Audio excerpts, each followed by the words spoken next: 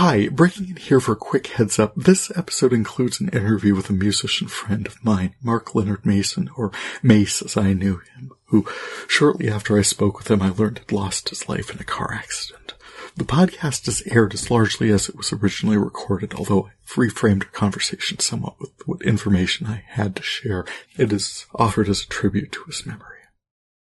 Hi, I'm your host Terry J. Aman, and with Ibeyi, Iggy Pop, Ice9, Ice Cube, Inara, George, INXS, Information Society, Incubus, and Inspiral Carpets, this episode of VideoFuzzy the Soundtrack is brought to you by the letter I. Hit it! VideoFuzzy the Soundtrack. Episode 11, Relics of Things Past. Hi, and welcome to technically part 2 as I explore artists in my collection beginning with I. If I ran it with my last episode of the Indigo Girls, episode 10, Caramia, I'm not convinced I'd even be done with the whole thing now. It's tough enough to boil 80 plus songs down to essential reactions, let alone find the right balance for the 40 minutes I came up with, plus 10 minutes more of their Watershed VHS tape I covered in episode 93 of VideoFuzzy called Trudy's Gift, around the 46-minute mark if you're looking for it, balancing that up against some 60 more songs in my collection that also deserve some love. Title track. So title track this time is a lyric off a song called Old from a 1992 release called Creeping South from a Grand Forks band most recently called Ice9. I feel like I'd added a cassette to my collection post-local performance. Ice9 was Nate Marshall on vocals, Eric Fundenslund on guitar, and my friends Leo O'Donnell on bass and Mark Mason on drums. He of the Gift of the Cowboy Junkies poster I've had occasion to mention a couple times in here. Hey Mark, I reached out to him in January when I was fussing with my copy of Ice9's Creeping South. It's old by now to talk about struggles I had with songs swept in for cassette, the sound quality is degraded, etc. No matter what I did, I could not repair or even significantly improve the files I created in 2007 when I was transferring these cassettes to what's now Apple Music, my digital collection. I asked him if he had copies anywhere. It didn't take him long at all to set hands to them and pass them along. I was so excited, not least of which because I found the EQ setting on my MP3 player that made even the digitally transferred originals he sent to me sound even better. My new copy's dated to 1996, so 4 years newer than the cassette I had and had new cover art. When I brought them in, I reconfigured the almost zine-inspired cassette cover to fit the square space required by Apple Music, and the new songs came in with digital cover art featuring band members, so it was truly happy to have both. Now on VideoFuzzy, a fond reflection. I had a chance to talk with Ice9 drummer Mark Mason, known on stage and social by his middle name, Leonard Mason, and we get into that some, but to share a piece of upsetting news, really, it's not fair at all. Between my talking to him and your hearing this, Mace, as I knew him when we were in school together at the University of North Dakota in Grand Forks, was in a car accident and pronounced dead Friday, June 14th, 2024. The information was passed along and confirmed on social media, and I wanted to share this. Oh, God, yes, absolutely sharing this conversation. He is, I'm saying is, amazing.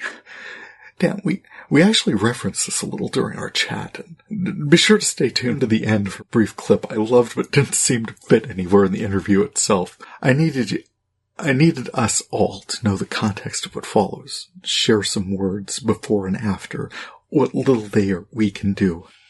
All strength, Mace. Go ahead and introduce yourself. Okay, so my name is Mark Leonard Mason, and when I was in Ice9, I was known as Mark Mason, and at some point here in Tucson, there got to be too many Mark Masons, and there was this other guy who was like a singer-songwriter, guitar player guy who was named Mark Mason too, and things were starting to get confusing, so I said, you know what, why don't I just be Leonard Mason, because that's my name too, and there's a lot less Leonard Masons around than there are Mark Masons. So that's why I go by Leonard Mason on stage now, rather than Mark Mason. And when you're on stage now, let's see, I've got you in Ghost Lodge. What are you performing where? So Ghost Lodge is actually a band from a while ago. So the most active thing I'm doing right now is a band called Peppermint Hippo that's a kind of a psychedelic jazz fusion thing. It's an instrumental thing, and we have a bass player, a guitar player, and me on drums, and I've been adding some synthesizer and keys. We had another member who did synthesizers and looper pedals and all sorts of weirdness, but he passed away a few years ago. Oh. So we're kind of trying to fill in those gaps a different way. But we work on recording once a week, and we've put out a number of albums. One of them's a triple album, and a couple single albums. You can find them all and download them all at pepperminthipoband.com. No, I'll make sure that link is in there. I want to include those stuff. And then another band I'm in is Still Life Telescope, which is a prog rock band. I've been in a lot of things over the years. And I've got a studio in my house now, so that's where we record things. Other than Still Life Telescope, which is actually recording at the singer of that band has a music academy / recording studio, and we recorded our last album there. I think it just needs lead vocals now, so that'll come out sometime, but it's going real slow. I was going to ask you because it didn't sound like you didn't mention a vocalist, and I wondered if anyone was taking a lead on that, or if you were mostly doing instrumental. Peppermint Hippo's instrumental. Everything else has got vocals in it somewhere. I also have a thing going on with John Vinay, who is a guitar player in the band The Minds. Unfortunately, our drummer from that band, due to some car crashes, developed vertigo and couldn't play really loud anymore, and our music was a very loud kind of music. And we've got that up at ghostlodgemusic.com too, the music of The Minds. But now John Vinay and I are working on some new songs. Right now I'm playing both bass and drums, hopping back and forth, but eventually we'll get someone else to play one of those instruments and be a trio and play out. Cool. And actually, yeah, because we were talking before about Ice Nine. We're going back to the 90s, but that's the copy that I had was dated 1992. How long had you guys been performing at that point when you made that recording? Okay, so... Yeah, Creeping South, I guess, is the one. I think a couple of years or so, and the story of Ice Nine begins as the story of Busy Baxon. Mm-hmm.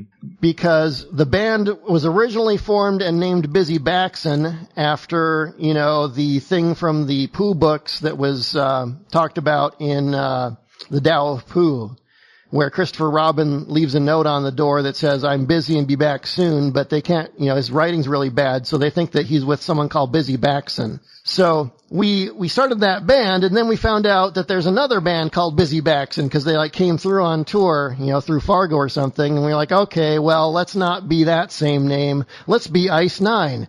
And then a while after that, we found out there was other bands called Ice Nine too, so. Well, Vonnegut is a writer of some. Yeah, this was before the internet was in common use, and so you couldn't just Google the name and find out if anybody was using it. You'd have to look at a bunch of zines and hope. So, yeah, we picked both times names that were already in use. So Ice Nine / Busy Baxon consisted of Eric Fundingsland on guitar and Nate Marshall on vocals, me on drums, and it started out with a guy named Jay on bass, but he left town and was replaced by Aaliyah O'Donnell on bass. And so that's the copy that I got on the recording. Yeah, that was the credit that was on the jacket when I still had the jacket. I lost a lot in the Grand Forks flood and then the Minot flood. I shouldn't go anywhere. I would pay for you to stay at Mar-a-Lago for a while if that would cause something to happen. That's going to happen anyway, and that's just because Florida. Yeah. That's true. That is the light at the end of the tunnel. Paul Johnson, if you remember Paul Johnson, he's got a song about how Florida's getting a bris. Ah.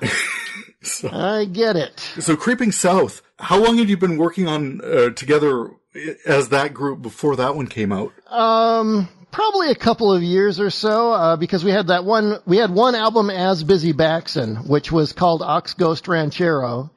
And then there was the Ice Nine album, Creeping South. And, I think there was like a live bootleg floating around somewhere too. Maybe a couple, who knows? Well, that was what people did.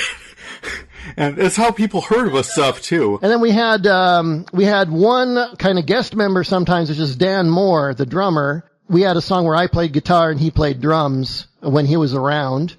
And he was also an assistant engineer on the recording.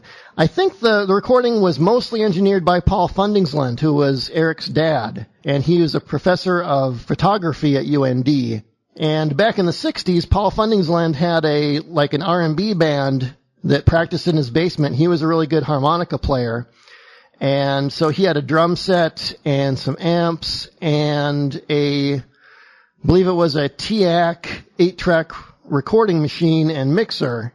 And that is the equipment, I believe, that was used to make this album. Oh, okay.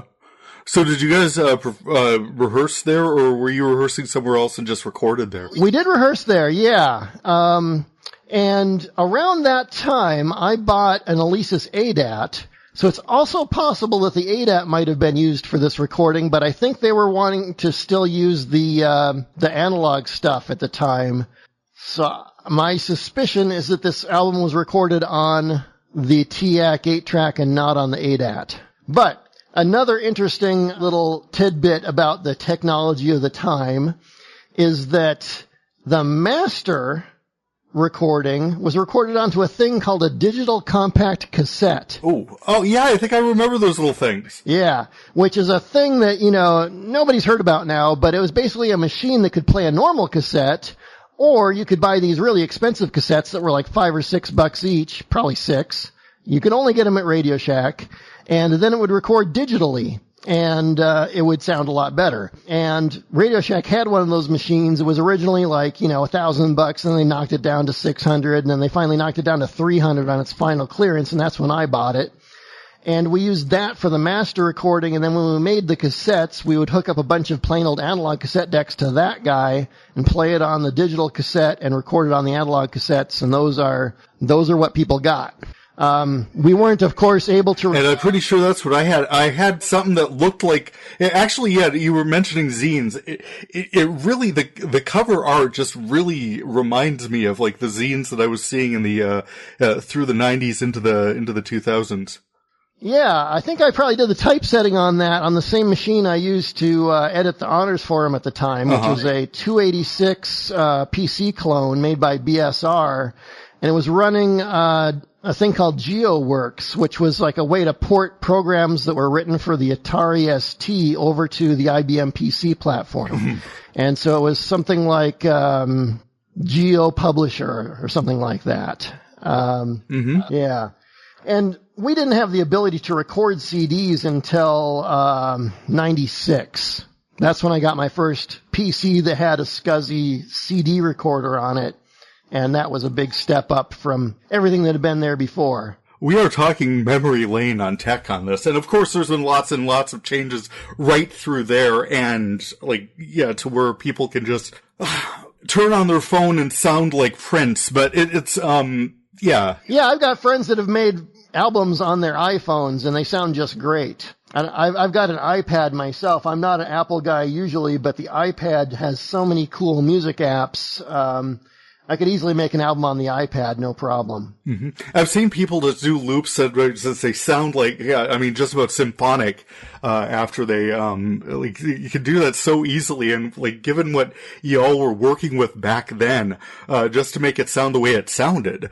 I mentioned Undermix, but my God, some of the lyrics were really, really cool. We were talking relics of things past on people's dashboards, or back of Eric's car, or I had some of these things.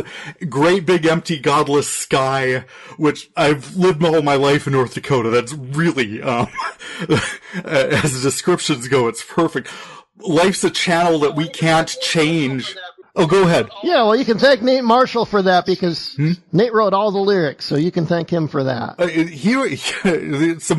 I'm going to use the word evocative because, I mean, it's just, I got a good sense of like the isolation when that was what he was talking about, or when he was, talking about stalking.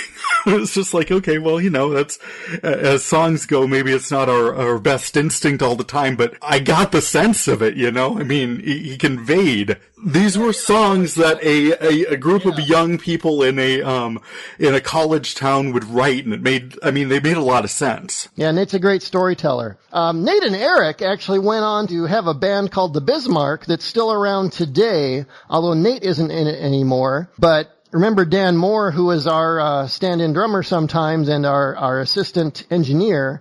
He's the drummer of the Bismarck, and Eric Fundingsland would play either guitar or bass, depending on who else was in the band at the time. Right now, I think he's playing bass, and Chris Jury was the guitarist of the Bismarck and is the guitarist of the Bismarck. So they're still going strong. They're still touring and stuff as a three-piece. So you get some of that energy still, but obviously 30 years later, way different life experiences. You're going to bring a lot of different new, if you're still talking about cruising, Washington in 2024, it's going to read a little shaggy. Yeah, well, the memories of that are very dim for me. I appreciate all of the dredging that you're doing for me right now. Yeah. One thing I do remember about South Washington is the Silver Dollar Pawn Shop. I loved that place. That's where I got my first electric guitar, my first guitar of any kind, and, lots of amps and stuff like that. They had really good prices, and the guy was such a character. Well, goodness, you're in Tucson. I haven't been back in Grand Forks since probably 2014. They did a production of Into the Woods that, Ralph and I went to, and it was, obviously we didn't do a lot of sightseeing while I was there, but I had a lot of memories of Grand Forks. There's something called the Slush Lord on, yeah, and that one just evoked, winters, endless and, bone-breakingly cold, right through the river valley there, and it was like, at least a couple different songs made mention of like winter weather and everything. Yeah, you'd have to try hard to keep the winter out of the music. You really, I thought that it was again evocative, and it was. The thing is that listening to this, it's a little piece of my history. I haven't had access to it for so long because it's just been, if you can't hear something clearly, it doesn't get into heavy rotation. And I just wanted to say that, going through the cleaner copy, it's dated 1996, and I don't know if it was remastered for that or if that was just the last copy you guys saved.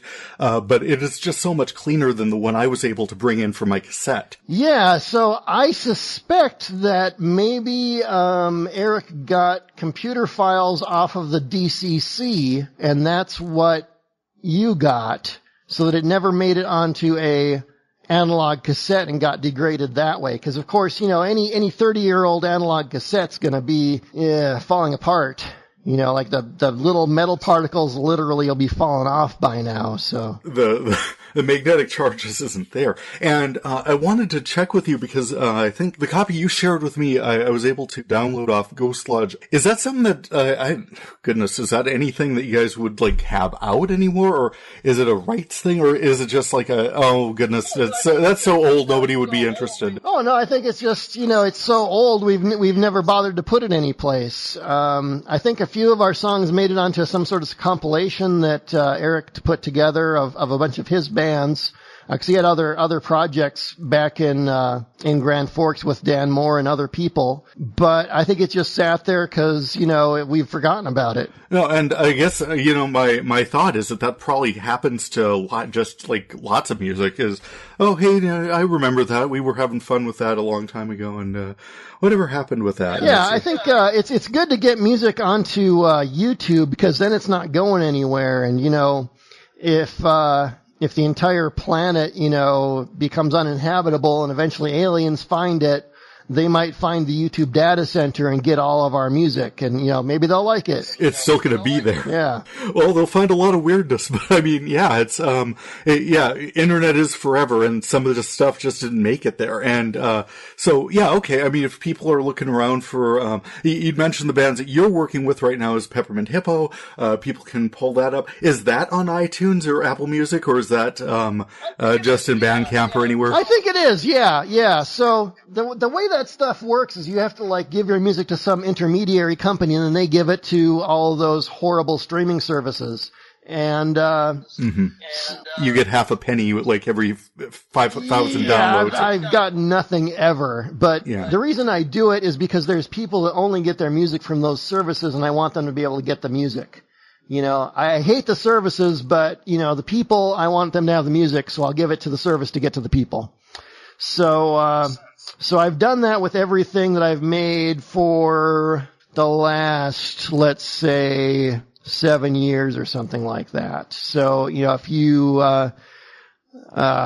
search Spotify for Peppermint Hippo, you'll probably find our music. In fact, if you search Spotify for Leonard Mason, you'll probably find one of my weird solo albums, which are minimalist, and I like them. I'll leave it at that. Well, I've heard some of them. A friend of mine in Denver does ambient work, and he just does a lot of explorations like that. And when I was talking to him, I'd run into some, you had posted about, oh goodness, I can't possibly think of the name right now, but, it was a version that you had done for an hour and then a version that you'd done for 12 hours. And it was you know what? If that was just going all day, that would be just fine. It's very calming. And, so it's it's not, like you said, minimalist. Yeah. So the goal with that stuff is for it to be, constantly changing, never the same, yet not taking any great leaps from one place to another in a short period of time. So it's all about gradual change over time.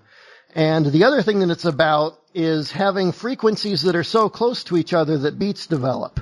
So, if you tune a guitar and you're almost in tune, it kind of goes whoop, whoop, whoop, whoop, whoop. So what all those three solo albums that I did are exploring different ways of making frequencies that are very close to each other to make beats develop.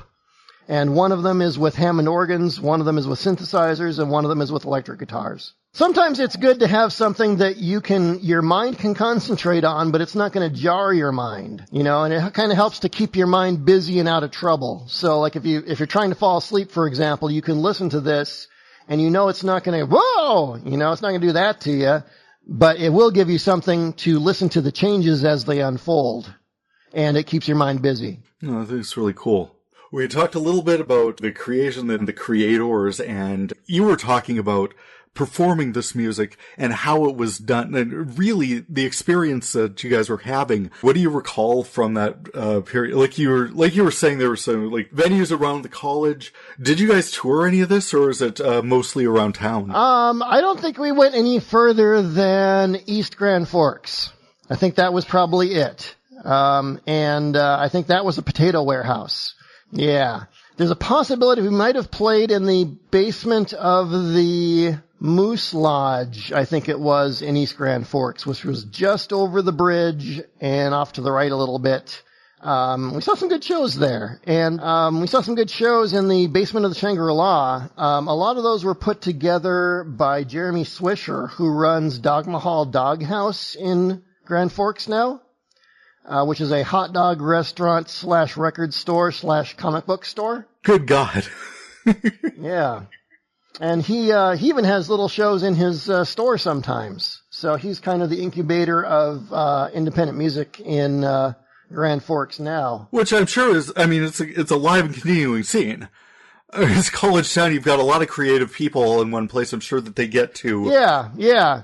And one thing I tried to do when I was there was to use whatever leverage I could to get some music out to UND, because it was pretty sanitized, what UND had going on, and they didn't have anything local coming in, and I would always try and make events that would bring the local music scene to UND, whether it was in the Honors House basement or in the ballroom or whatever. And also, thank you for, like, I wasn't losing my mind. I thought that I had a photo of you at one point playing guitar. So I was pretty, like, when you mentioned that you did play guitar occasionally, that was like, oh, good. My brain wasn't making that up. That's right. And you know what? I think I know what photo you're thinking of because we're wearing the Stay Mart shirts. Wait, I'm wearing your Stay Mart shirt. Pretty sure you were. Yeah. It's awesome. So speaking of costumes, I have a great story. One time we were at a thrift shop and we found 4 Grand Forks County sheriff shirts. And we decided that would be our get-up for the next show. And we went to the show with our sheriff shirts on, and another band that we were playing with had 4 orange convict jumpsuits that they had found at some thrift shop. So that was kind of a cool piece of synchronicity. And actually, I've got to believe that there's a story behind those shirts getting to the thrift store in the first place.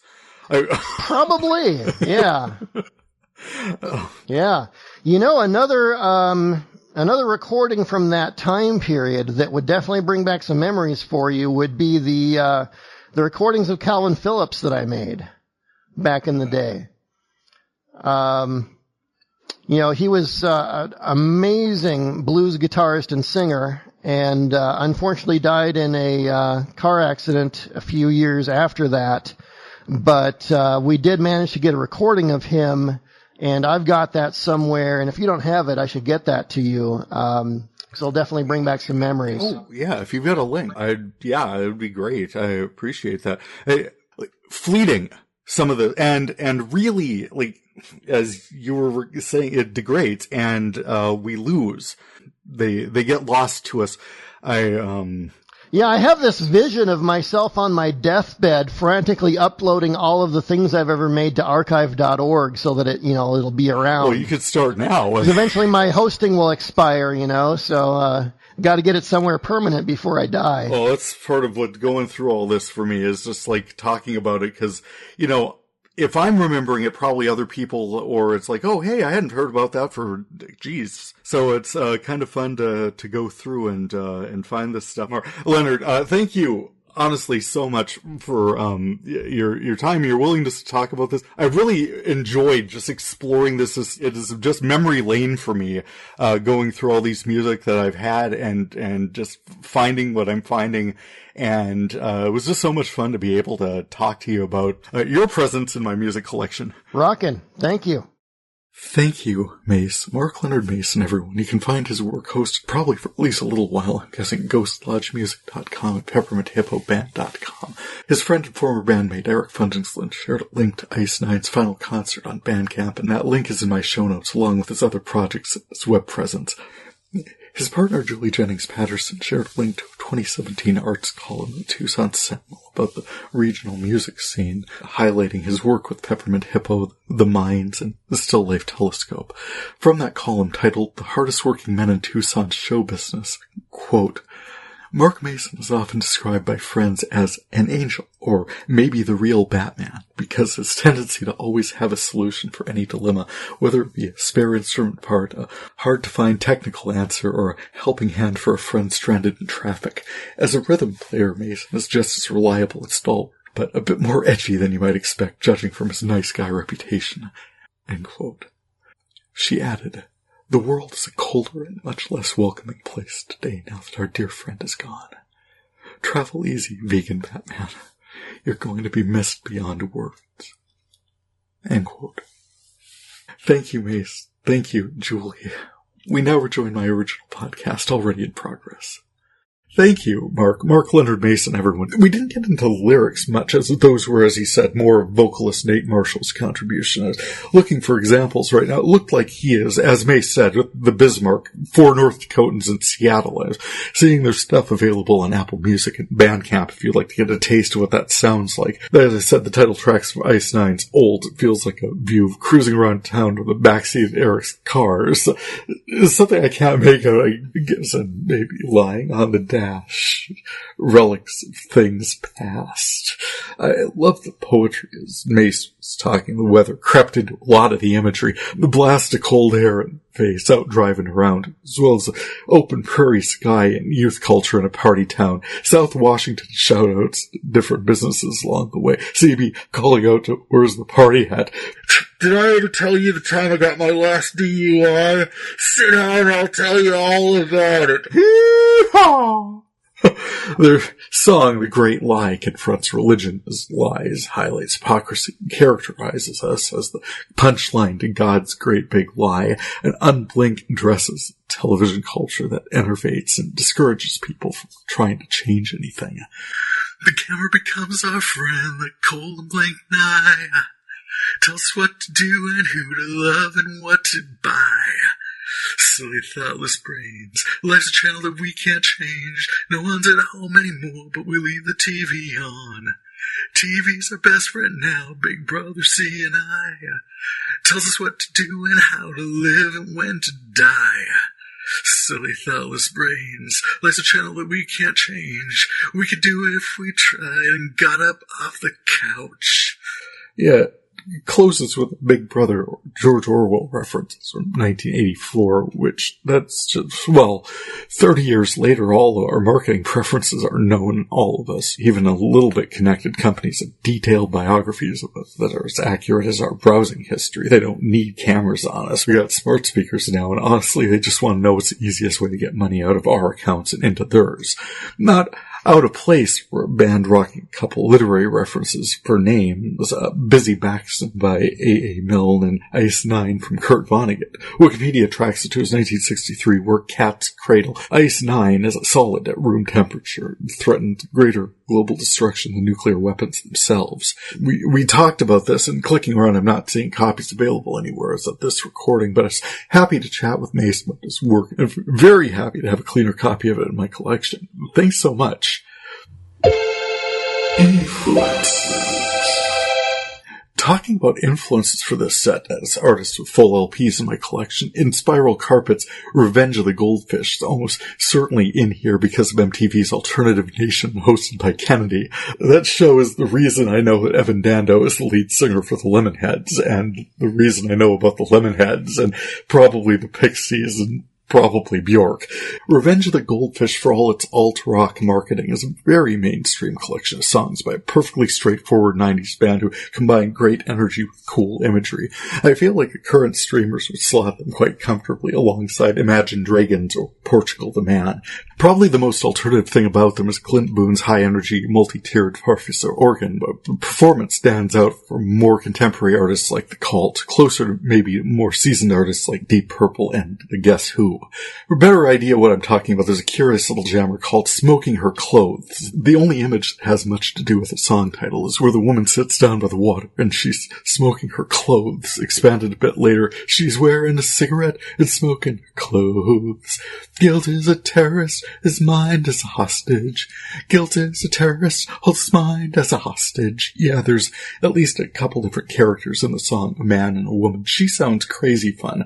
On a conveyor belt there are 15,000 chocolates. She puts a cherry on each one that passes by. And he's the lighthouse keeper, keeps the ships in the bay. The rocks underwater, they'll always be there. The force of gravity keeps this train on the rails. They aren't interchangeable, but this band definitely has a sound, and the songs flow easily one into the other. And Generations talks about family warmth and the love between parent and child. I got 27 years on you. The things you do, they make me smile. The days we spent are sent from heaven, and you're always on my mind. You got 27 years on me. The things you do, they make me laugh loud.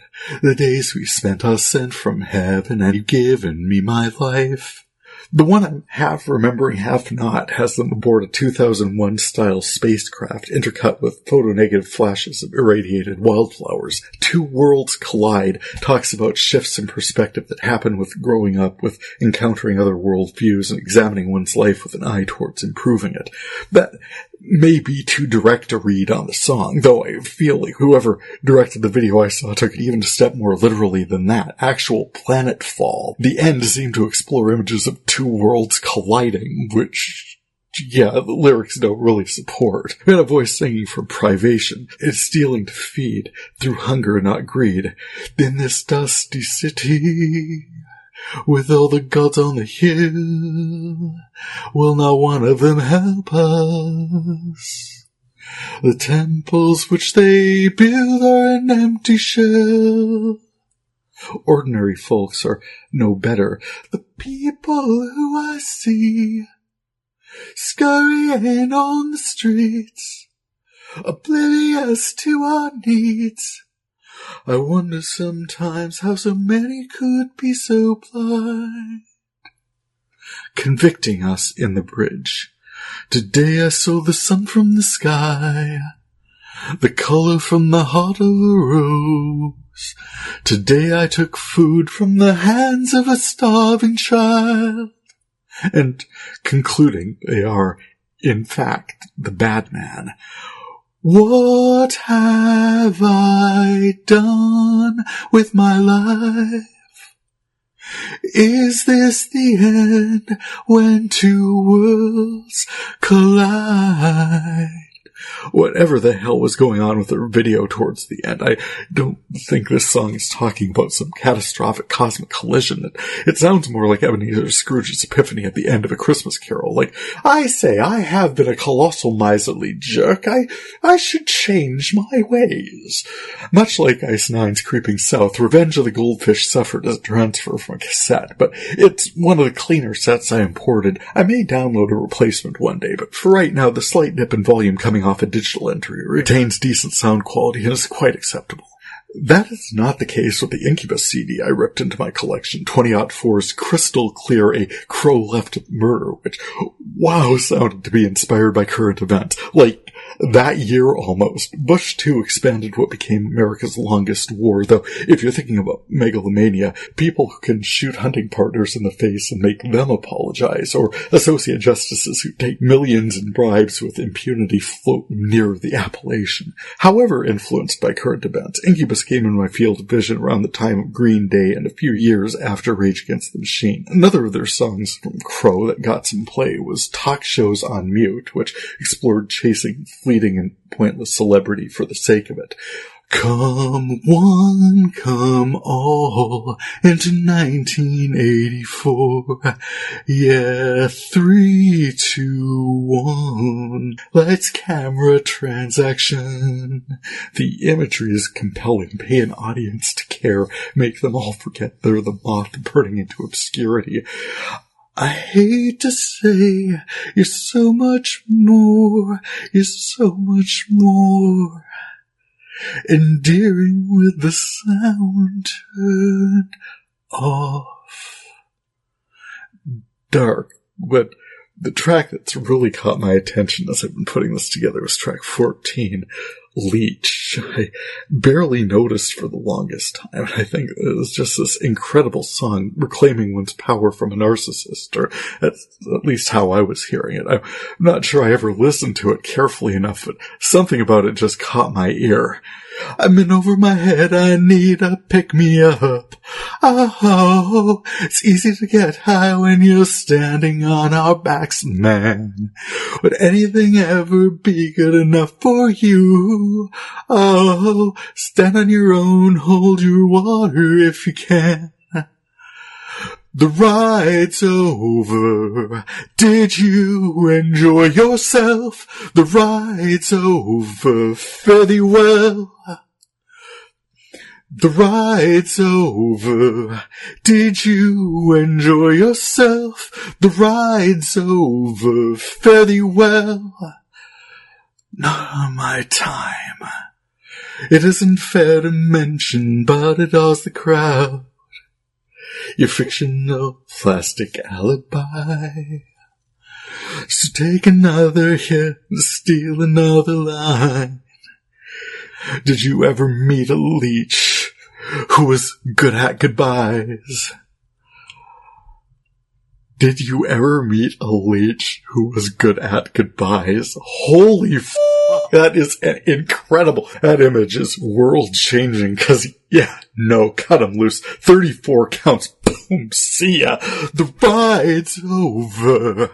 Did you enjoy yourself? Kick rocks, loser boy. Don't let nothing hit you on your way out. Went to North Dakota's governor jockeying for VP.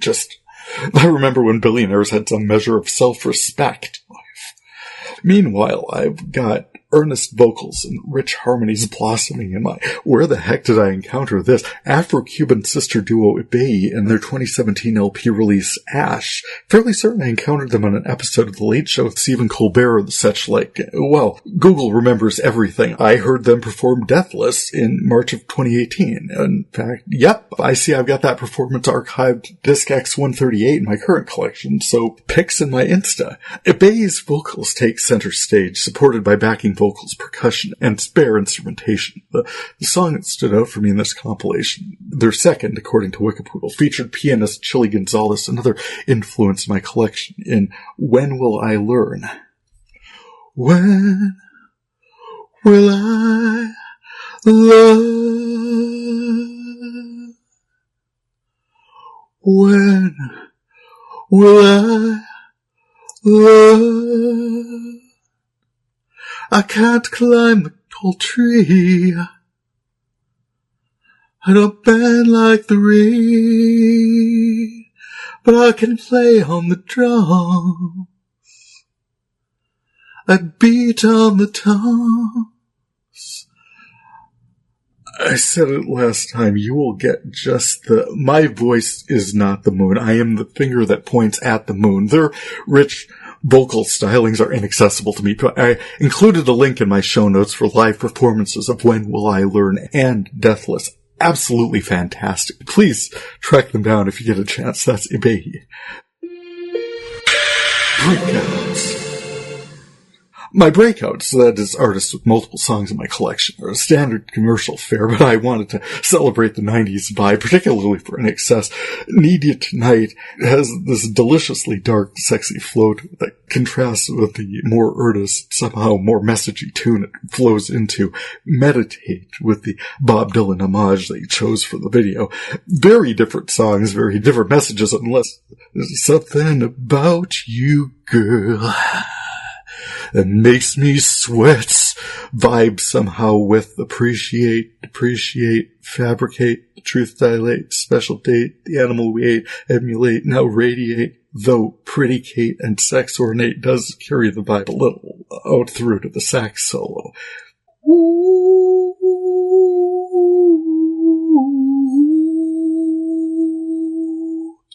Pretty Vegas is a cool jam as well. Devil Inside. I like that I've gathered these songs, this energy. I like having in my collection. Falling asleep at the wheel again, baby. You're drifting over the line. Your hands are tied, but you're losing grip. Quickly fix me, and you read the sign.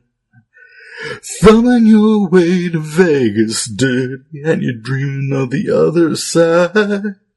Save your tears and laughter, because it doesn't matter what you find. It ain't pretty. After the show, it ain't pretty when the pretty leaves you with no place to go. If you think you need it, here's the place to feed it. It ain't pretty.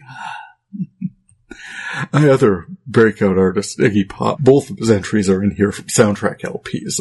One I'm more enthusiastic about is Lust for Life, which is a bizarre, high-energy little number co-written with David Bowie and released in 1977, and it's in here courtesy of the Trainspotting soundtrack, which influenced the look of the video. Low-rent slackers farting around in the background with a reanimated stick of beef jerky Buffalo Bills around the screen to Here Comes Johnny Yan Again, with liquor and drugs and a flesh machine. He's gonna do another striptease. And I'm all, huh? I'm worth $1 million in prizes. Are you? No.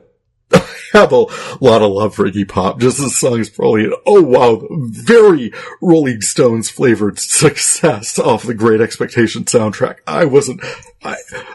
Look, there's a lot of great energy in the Lust for Life release, and for its time it was mind-blowing. Just for all its frantic, frenetic little art piece, I gotta say it fit with that movie quite well. And as for success, wishing you all of it, fella. Nice energy, and he's still, you know what? Looks absolutely fantastic now. All the best, Iggy. Rock on. Sparks.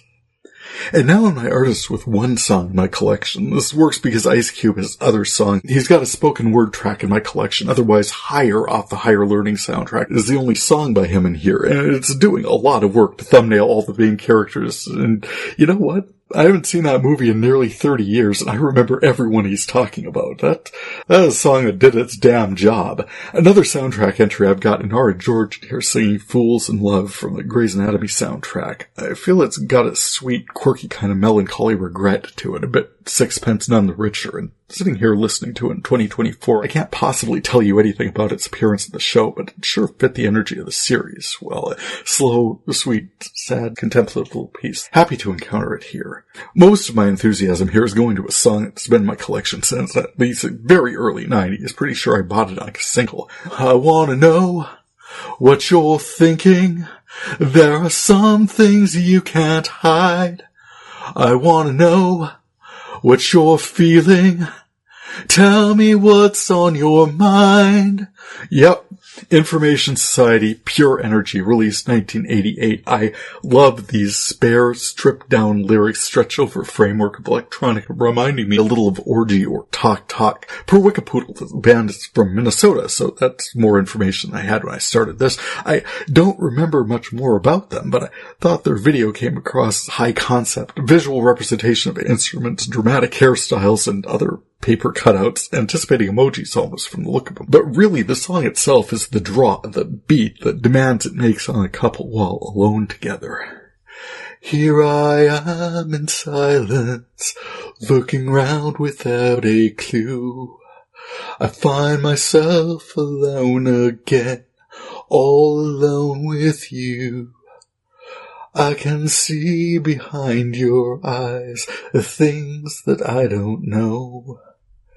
If you hide away from me, how can our love grow? And then, building to the vaguely manipulated chorus, Pure Energy embedded in some electronic strangeness. Destruction. Pure Energy. Destruction. Pure Energy. It's absolutely fantastic song. So 1980s. Lead singer Kurt Harlan. This is the video you want to record in your 20s. You will look fantastic. That is how you want to look for the rest of your life.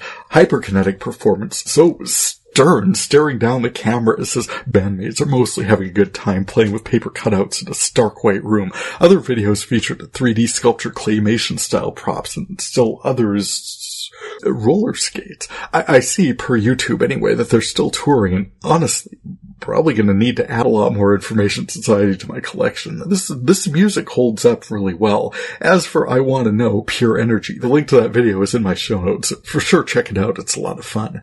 And with that, time to get this one in the feed. And thanks once again to Mark Leonard Mason for sharing your time and your thoughts with me and your energy with the world. Many lives you touched. I'm so happy to share that with others. And to all of you for checking in on me as I continue to poke around in my music collection. As always, anything that might have reminded anyone of singing in this or any VideoFuzzy production, let me assure you that it wasn't. Any low-bar karaoke attempts you may have encountered in this tiny little indie project would only have been included for illustrative purposes as part of fair use review. It certainly weren't meant to infringe on anyone's licensing, copyright, or distribution agreements. Go forth, buy songs, and support the artists you love. Meanwhile, please add, follow, and subscribe to VideoFuzzy the Soundtrack wherever you get your podcasts. You can check out my more media-centered commentary over on VideoFuzzy, and with any questions, comments, or artist suggestions, please contact me through my show notes or by email tjaman1970@yahoo.com. For VideoFuzzy the Soundtrack, I'm Terry J. Aman. Happy listening. This is podcasting gold. What are you talking about? Mark? Yeah, I'm a big music collector, but unlike most people, I hate vinyl because it gets scratched and dirty and it degrades over time. And I don't like magnetic stuff because it degrades over time. So I prefer to listen to MP3s as God intended us to. And you know how I know what God intended in this case? It's because my ears are just good enough to hear what's in an MP3 and not really good enough to hear much beyond that. So therefore, it's destiny.